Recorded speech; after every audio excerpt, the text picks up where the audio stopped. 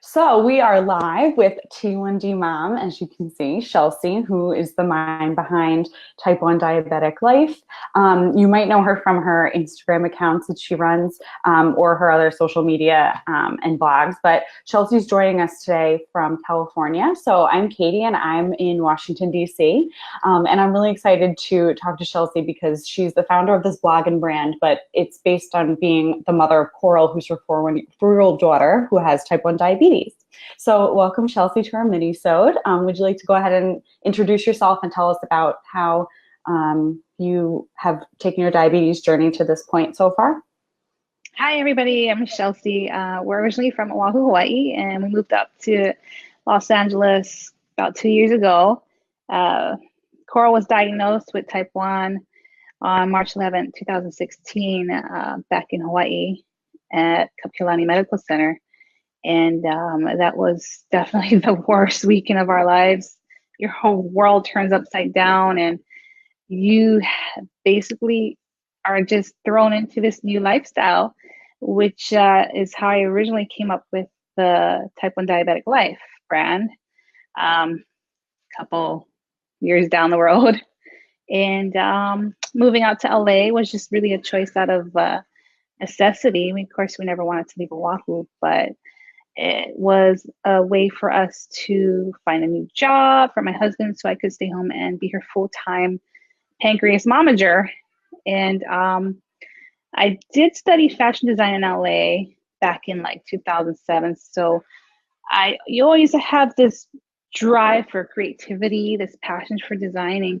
And Coral, my daughter, is my inspiration behind the brand. And starting the blog about a year ago was just really to help out other moms out there and newly diagnosed families. So. Yeah, and I think it's a really creative way that you chose to do that, because I think that sometimes it's hard to share such personal things that we go through with strangers or with a community of people. So I was wondering if you have any moments where you kind of think that you definitely want to share that on the blog, or do you kind of know at the time when it's happening, or is it something where you sort of reflect on the day or some things that Coral has been going through, and then you kind of decide if you want to incorporate that into your project? Yeah, it takes so much time and effort to actually sit down and write the blog and edit it, and I do all the photos and everything. So that also takes some time to edit. So once I finally get it up there, I want to make sure that it's a post that a lot of families can relate to and refer to, primarily kind of being technology focused and research based. My husband's a former medical professor with a PhD in physics. So with his background and the way we tightly manage Coral's type 1, it just goes hand in hand. And the blog just kind of made sense because just even on my personal Instagram at T1D the Beach, I had a lot of people reaching out and asking me the same questions pretty much. I'm like, maybe I should start a blog and put the link in the bio and everybody can just go to the blog. And so you'll find a lot of the topics on there that you probably won't hear from your endo. You won't hear from a diabetes nurse, educator. So it's definitely a thoroughly researched blog, as simply put into words that most people can understand. Yeah, and it's something that also is, it's told in a sort of different voice than you might hear normally, which I think is what a lot of people really enjoy about it, because you're really honest about your experiences. And I'm very honest. That made me wonder how did you decide to kind of make this leap and into making the blog into a brand? Like, was that did you have different steps where it kind of increased in how much time you were spending on it and how much energy? What was that kind of like to sort of transform it into a bigger project? Well, I wanted to create t-shirts that would help spread awareness, not just for the parents of type 1s, but also the type 1s themselves.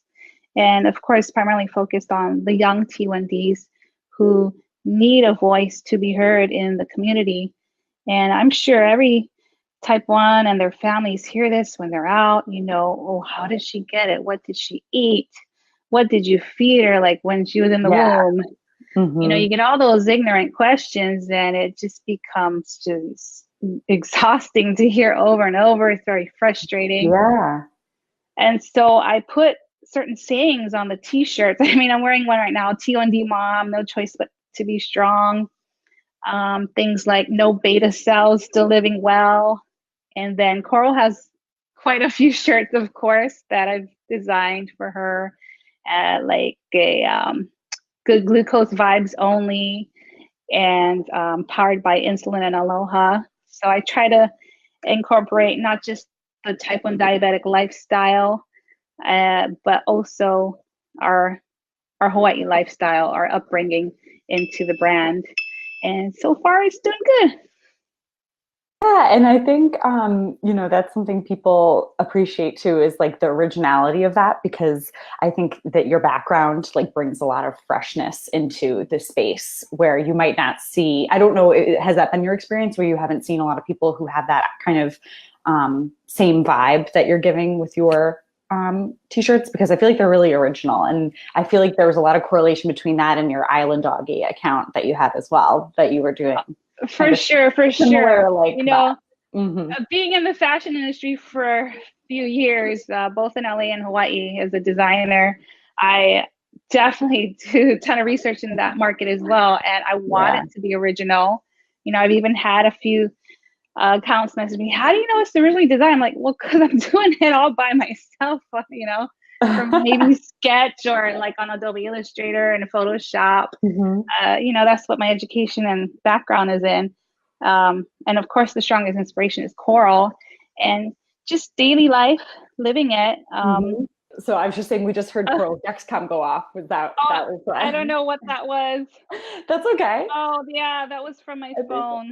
That's okay. I think I'm just saying it's part of life. Like that's like how you incorporated everything. I feel like it illustrates that really well, Yeah, and that was my fault. I gave her cake at lunch. Hey, sometimes you gotta have cake. That's like part of life with type 1, you manage all these things. So I feel like that's a really good opportunity to go into my question about some of the challenges that you might face when you're trying to decide what you're going to turn into something positive. Like I feel like that's something that you do a lot, even though you are, very honest about what is challenging. But do you feel like it's hard to like come up with a positive slogan sometimes, like when you have for sure going on? For sure. So like when I was really pissed off with type 1, I mean, type 1's such an a-hole. Yeah. I just did something real quick, F, and then the asterisk CK diabetes. I put that on the shirt and a couple cell phone cases, like, oh, screw it, I'm just gonna put it out there. And the great thing about the shop platform I use, Zazzle.com, is also made for shoppers, but designers too, where you can upload your original designs and put it on all kinds of products, and they handle all the logistics and the shipping. So that's how I found time to make room for designing and selling the products. I only make a royalty percentage off of every product, so they're making most of the profit. But I really wanted to do the brand and the blog just to spread awareness and help others spread awareness as well. Yeah, and it sounds like that is part of it that, is a whole different ballgame, the business side. Like you're doing all the creative and the business as well, which takes a lot of time and energy, which I'm sure is hard to come by as a mom who is also being a human pancreas too, because yeah. Especially with baby number 2 on the way here. Yes, that's awesome. Congratulations. When is your next baby due? Baby Kyla is due March 1st. Oh, exciting. That's really soon. Yeah. Coral's finally getting used to the idea. Okay. Is she excited about having a sibling? 80% of the time she is. Yeah. She doesn't want to share anything with her. So I'm like, she'll have her own toys. Don't worry. Okay. She was nervous about sharing. Yeah. Well, we got some congratulations from our friend Ashley. Thank you. Congratulations. Oh, thank you, Ashley. Yeah. And actually, part of our team was putting up links. So in the comments, we have links to some of your designs. So we put them awesome. there. Thank you. Yeah. So everybody who's watching can check them out. Thank you. Yeah, that's super cool. So yeah, I feel like I just think you're such a role model, Chelsea, for that because I feel like it's just so much goes into all of this work and being a creative person too. Like, I know that it's hard to sort of compartmentalize everything into, Yeah. all your projects that you have going on. So do you think that's like, is that something that you think you've gotten better at over time, or is it just like how do you find your time management going these days? Really the only time I can do it is when her blood sugars are stable. Yeah. And the only tricks I have for that is make sure she eats a ton of protein. She Okay. has to eat her Hmm. meals. She has to eat what we bolus for. And that's very hard to do with a type 1 toddler. I mean, Yeah. she's basically a teenager in a 4-year-old body. A But three-nager, if you will. I she have heard is, about she is. three-nagers. I mean, terrible twos were no such thing with her. It's this 3-nager and 4-year-old phase Hmm. that's been really, really challenging. Hmm. But the nights she doesn't want to eat dinner, we give her this Premier protein shake with about a 1 ounce Fairlife milk. Everybody's different, but this works for her, Hmm. and it keeps her stable the rest of the night. I might have to adjust her basals here and there on her Omnipod, but I mean, that gets me a sometimes solid 6, 7 hours of sleep. And, Oh, nice. Hmm. I'll wake up in a panic sometimes, like 2 or 4 in the morning. I'm just used to it. I'm like, oh my God, I didn't hear her Dexcom. I rush over to her and I check. She's fine. I'm like, oh, okay. I guess I can go back to sleep. Um, So is that something, what would you share with parents maybe who are either feeling kind of burned out by doing that, like by their kids' diabetes, or if they're parents of newly diagnosed toddlers who maybe just feel totally overwhelmed? Like what words of advice would you have for them? well, for the newly diagnosed parents, we know several. I'm trying to think back to when we were first diagnosed. There wasn't a blog like mine. there weren't.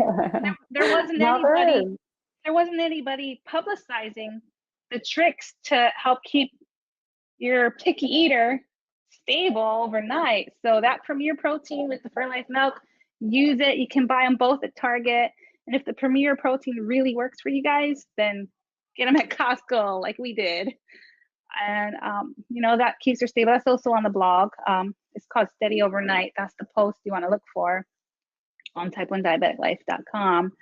And it's okay to feel angry, to hate this disease. It took me 2 years to not accept the disease, but this new T1D life. And it was very, very hard to do, but it was eating up inside of me. And like, I know my husband for sure, he took it really bad. He's still trying to cope with it. Um, but until I finally did accept this new way of life, which was only about less than a year ago, probably when I started writing the blog, that also helped get it out. I try not to be too emotional on the blog, more informative, but that definitely helped get out the emotion in a positive way, because I realized, oh wow, I'm helping people, and that will help you too. Mhm. And go through all your emotions, and you may lose a few friends along the way who don't understand what you're going through, who don't know how to be supportive and don't know how to ask how to be supportive. We lost several friends who just couldn't be there for us, including family members. Wow. And yeah, and it's hard, but I both my husband and I, we grew up with hard childhoods, so we kind of have this basic survival instinct already embedded in our brains and our mentality. And so, well, we just gather up our mental strength, and we push each other further, and we keep going. And the biggest motivation is to make sure Carl never ends up in DKA again, because she had a 459 blood sugar. Her A1C was like 11% at diagnosis. As she was 16 months old, she was tiny. So Mm, yeah. you want to use that anger and that fear and turn it into motivation to keep your baby safe, keep them alive and thriving, And I really want to stress to every family, to every type 1, do your research. You don't want to rely on other people, even myself, to get answers out there. You know, Google is your friend. Oh, Coral, I think she wants to say hi. There she Definitely is. do your research. Say hi. Everybody needs to do their own research. Do you want to say hi? Hi, Coral. Hi. Come up. Hello. Oh. Thanks for saying hi. Hi, everybody. Hi. How are you? I heard you Oh, had she cake can't today. hear you. She Oh. asked me, how are you? How are you? Good. I heard you had cake today. Was it good? Yes, no. She said, I heard you had cake today. Was it good? Yeah, I was. Awesome. I have diabetes too, Coral. Your mom can tell you. She is type 1. She's type 1 too. Yeah. Tell them how old you are. I'm 4. You're 4. That's great. Oh, I heard Ashley you're gonna says be a big hi. sister. Hi. Katie said, I heard you're going to be a big sister. Yeah, I am. That's so exciting. That's going to be great. Do you want to tell them where your Dexcom is today? My Dexcom is Which leg is it on? this one. That's your pump. Your Dexcom's on your right leg. Right here. On Mine's on my right leg. arm. I have mine here. You can't see it, but it's right here. Yeah, and then your pump's on your left leg. Do you want to wave Shaka? You can do this Saka too. Cool. Like this? Yeah. I want We do Shaka promises too. Shaka promise. Oh, that's great. Thanks, Coral. She said thank you. Thank you for Bye. showing me. Bye. Go down. Bye. See you later. Are you going to stay here? Uh-huh. Okay. Yeah, but I strongly urge everybody to do their own research. You know, there's the National Institute of Health organization that has great resources. There's clinicaltrials.gov where they can look up any type of type 1 diabetes related trials in their area. A lot of times they're pertaining to children older than Coral's age, usually over 10 years old or so, but it's worth looking up. Reading. We did so much reading right after her diagnosis. Pumping Insulin by John Walsh is an amazing technical book, but definitely worth a sit-down read. It's one of those books you want to read from first page to the last, and I always refer back to that. It's like my diabetes Bible. And anytime we're having trouble figuring out her ratios, like her insulin to carb ratios, her correction factors, and her basals, especially when we went from the Animas Pink pump to the Omnipod. Pumping Insulin is a great book to have. I think he's out with the 7th edition on Amazon. And also a must-have book is Think Like a Pancreas. Definitely get that one. And Taking Control of Your Diabetes. Definitely get that one. He has conferences in San Diego too. And they're all written by type 1s.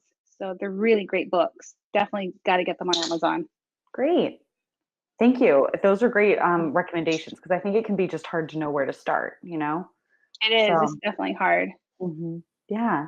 So, Shelsea, I was wondering if you could tell us a little bit about some of the technology you mentioned that Coral's using. So she was on the Ping and now she's on the Omnipod, and she recently switched to the Dexcom G6. So I was wondering if you can tell us maybe about how you've been dealing with some of the struggles that a lot of people are dealing with when it comes to technology and when it comes to being able to afford insulin and access to different technologies that just help make people with diabetes be able to live their lives. So I was wondering what, if you had any resources you'd like to share and what advice you might have for other parents as well who are caring for a child with type 1. Yeah, so I guess I'll start off with the pumps. Of course, we were MDI when we first started, and then we only started using the Animas Ping pump back in April 2016, I believe. And even though it's a tubed pump, Coral never really tugged at it. The things I like the most about the Animus Ping, it was very precise. I mean, if you gave her 0.05 insulin, it did it. Mm-hmm. Like you would see her drop a couple points on her Dexcom, and of course we verified with a finger stick value. And changing it wasn't too bad. The way that the syringe that it came with, it was lubricated, and I don't know any other term to call it, but there's a little plastic nipple in it. It was easy to get out all the champagne bubbles. So we hardly ever saw bubbles through her tube. And so it was precise, and it was way more convenient. We could be more flexible with foods with Animus Ping versus, of course, MDI. And we switched to Omnipod about, I want to say 8-10 months ago. And we noticed a huge difference between the Ping and the Pod. For one, it's not made as well. There's a lot of plastic parts on the inside. We took it apart, and this was my husband's idea, of course. It's also on the blog. Probing the Pod is the post.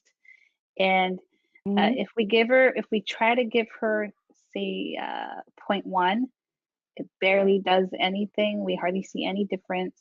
And it's not as precise as the Ping.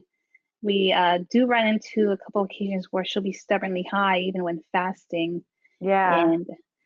And it's not so much her body, the absorption issues. That what we figured out, it was when the pod gets bubbles, either in the cannula or the insulin reservoir itself, which is about an inch, like that. It's about an inch tall and about maybe 3/4 of an inch wide, maybe smaller. Yeah. When there's bubbles in there, the only way to get them out without taking off her pod is to give her a bigger bolus or increase the temp basal, and then we watch her Dexcom like a hawk. Even if we're out, we're just like watching it. I'm on my Apple Watch watching it. So there's that. The air bubbles are kind of a pain. Also, it doesn't give as small increments in doses as the Ping. So even though it's the #1 pediatric endocrinologist recommended pump, as a mom, I would go all in with the Ping. And I'm so bummed that, Johnson & Johnson left the market with that, because they really had the best pump for kids. I mean, the remote was awesome too. And I actually use the Ping, so I haven't switched yet. So yeah. I mean, I'm holding out for a little while. If Medtronic's still shipping you supplies, stock up. Yeah, well, I'm just hanging on to it. So yeah. I mean, we have extra Ping supplies too, just in case we ever run out of pod supplies. But thankfully, that hasn't been the case. I mean, other than that, I do wish Omnipod would make their cannula a straight 90-degree angle versus their 45, and especially since the cannula is so flimsy. It's just a plastic cannula, and so it gets bent really easily. If we give her even quick showers, not even bubble baths, without using this Opsite FlexiFix tape we use to keep the pod on longer, it would just come off in a day. And even if we try and tack it down again, once that cannula is bent or out, her BG skyrocket and we got to change it. But they're really good at replacing it. They're really good at replacing the pods. Sometimes they'll ask if they can overnight it, which is great. And they also have auto reorders. So that's really convenient too. And their customer service is really good. So for the most part, we're happy with the Omnipod. We're looking forward to when their Dash system comes out, and curious if they're going to hopefully come up with their own CGM, which brings me to Dexcom. So I was curious. Yes, so we switched from G5 to G6 October of last year, 2018, and we do like how easy it is to insert the Dex. It's still painful for her, but thankfully it's quicker of an insertion process. Yeah, I think so too. But we still notice there's tons of sensor errors. So you're not getting data for who knows how long until it comes back on. Their apps still need huge improvement, and the follow app especially is really lame. They really need to improve on the user interface. It lags when you're trying to load it. There's a lot of technical errors that they need to improve on as far as the app goes, but the engineering itself of either G5 or G6 sensor is still the same problem remaining. And the only reason why we know this is because my husband is now an engineer. He's a top level engineer. So what he discovered is that these sensors have charged enzymes at the tip, which sits in your interstitial fluid under your skin. So once those enzymes use up all the charge, it cannot transmit enough, I'll call it energy, to the sensor bed, to your gray transmitter, and then to your smart devices, whether it be your phone or your Apple Watch or a Fitbit. And so when that happens, and typically it happens anywhere between the 3rd, 7th day if you're on G5, or before the 10th day if you're on G6. So we know this because it's been a consistent problem since October. It doesn't matter where we put it on her body. Her endocrinologist recommends basically anywhere where it works and stays on, where she won't knock it off. Yeah, exactly. And we're doing everything we're supposed to do. They say you don't have to do any finger sticks, any finger pokes, but there is no way I would personally go the full 10 days without poking her finger. And this particular sensor she has on now, it's been terrible. I mean, from the 3rd day we put it on, we've had sensor errors. And so, we're waking up the usual throughout the night, 4 times a night at least. Okay. Yeah. And poking her toe or her finger. And sure enough, if there's no reading, we correct if we have to, or treat her low if we have to. But when there is a reading and we poke, it's been over 40 mgdl off. And we try to calibrate it, and then it says there's a calibration error. It won't take the calibration. Oh, wow. Sometimes I've never heard of that happening, actually. It's happened to quite a few other parents I know personally. Okay. And now us, specifically regarding this sensor. The others we've gone through about, I think, 11 now. The others we've had would take the calibration. So it's pretty odd why this one won't. And I really don't know how to explain that from a technical standpoint either. No, that's just so strange. It all comes down to their algorithms. So it's definitely something that even you try and call tech support, they will either deny it or they won't know what the hell you're talking about. So it's really frustrating. And all they can do in the end is send you another replacement. Yeah.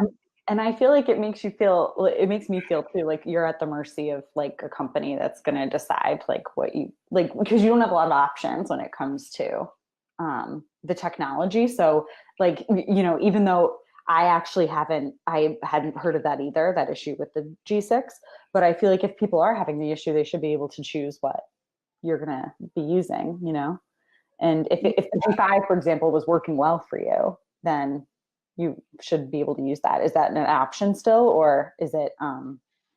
We know of some families that went back to the G5, or they're still sticking with the G5 because of all these sensor errors.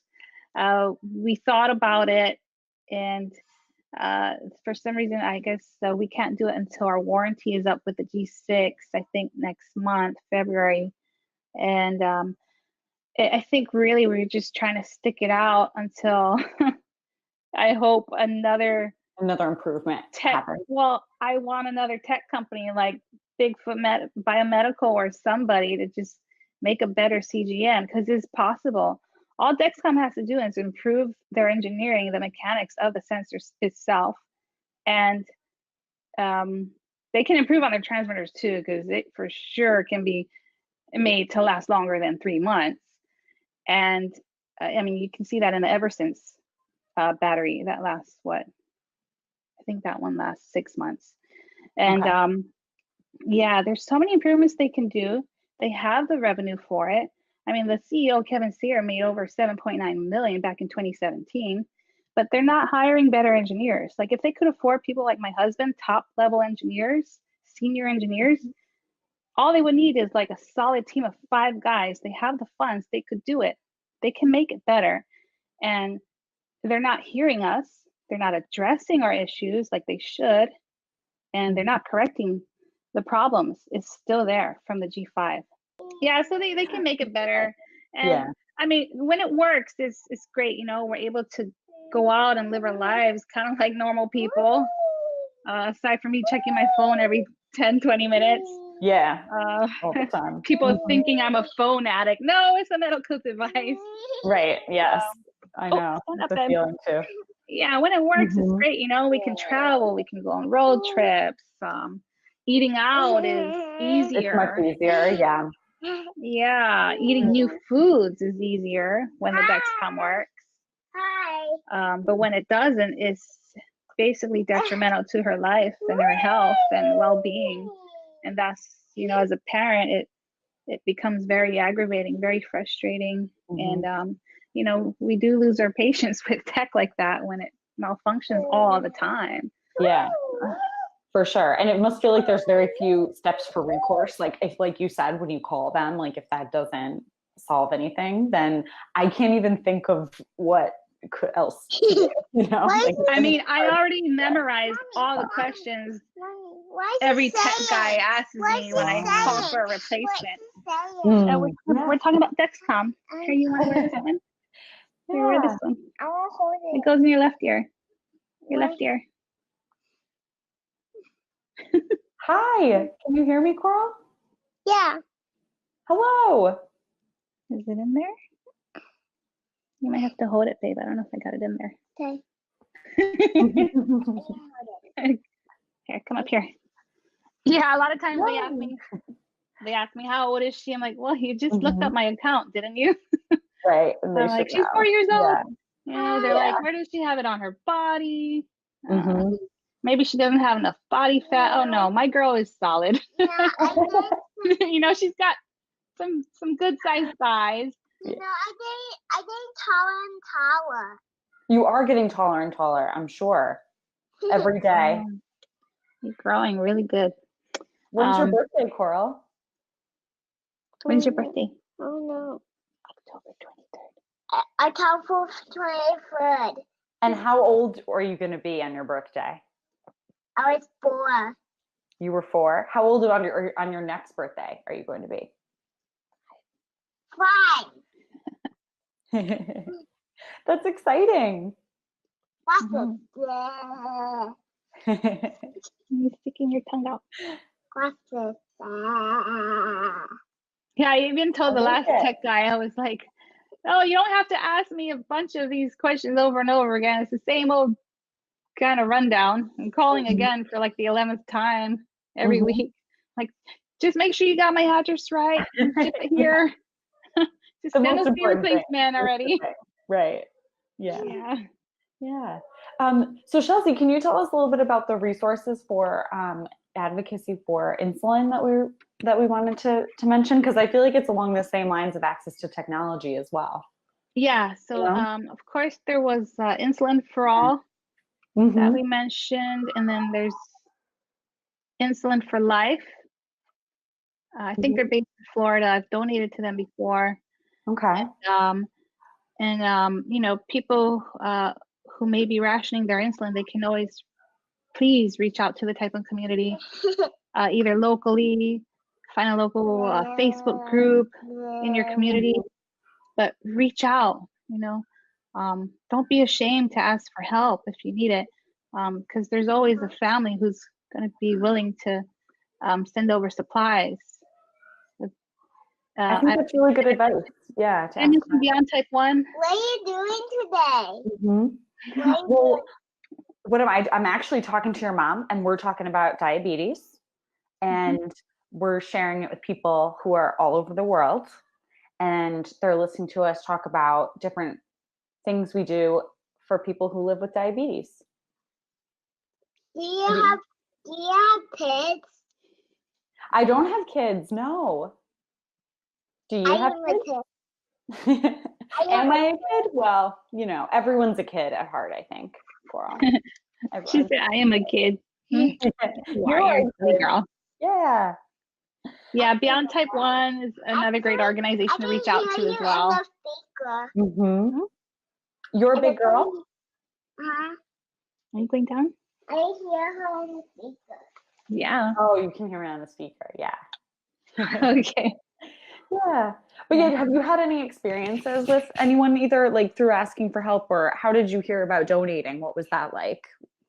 Oh, either I came across it on online, or it was probably through Instagram. Mm-hmm. I try and find all these other type 1 diabetes related organizations on Instagram and follow them as well. Mm-hmm. But I think I probably heard about Insulin for Life when I was seeing if anybody needed supplies in Florida when they had the hurricane. Almost 2 years ago, right? A really bad hurricane.